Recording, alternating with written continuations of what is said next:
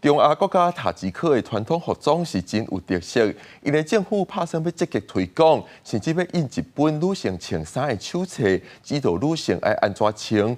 不过，女性团体认为身体自由，政府是管伤济啊。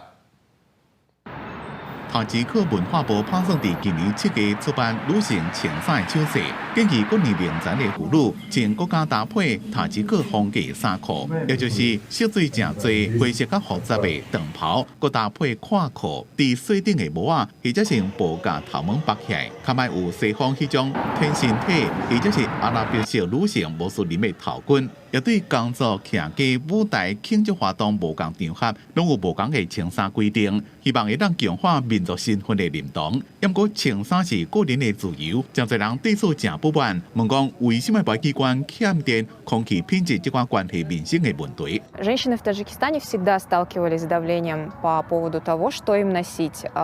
Причем это касалось и хиджаба, потому что в советское время женщины не носили хиджаб, и сейчас это воспринимается как что-то чужое такое.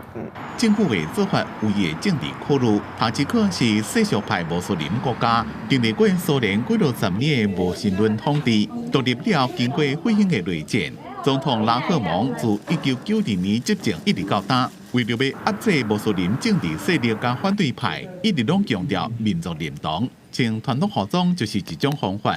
不过，塔吉克是前苏联上散车的中亚国家，独立了伊完正散车，所以真侪人希望会当有宗教的安慰。因为真侪男性加入中东伊斯兰极端组织，女性包头巾的比例也愈来愈悬。拉赫蒙政府甲女性的头巾甲伊斯兰极端主义交做伙，加强管制，伫社会上引起真侪冲突。В течение 9 лет я ношу хиджаб.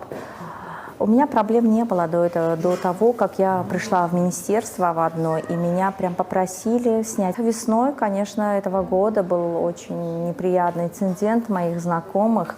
Прям за рулем их останавливали и просили адрес, телефон и штраф выписывали. Они были обязаны оплатить штрафы. 塔吉克伫2018年就发表过前一版的女性服装指引，提倡传统服装。国营媒体也带头批评低裙、天性感、卡只片啊这款欧美的文化，也个欧式伊斯兰大袍甲头巾。政府伫去年阁通过禁止进口甲卖外国服装的法令，不过实际去落去看，民众衫裤穿插打扮虽然真保守，不过早就已经是东西合并混搭。民众也真反弹，讲传统服装较贵，无法度负担。因那男性也是有限制，只是也未被做黑字写出来。像阿拉伯穆斯林式的大喙手，怎么已经禁止？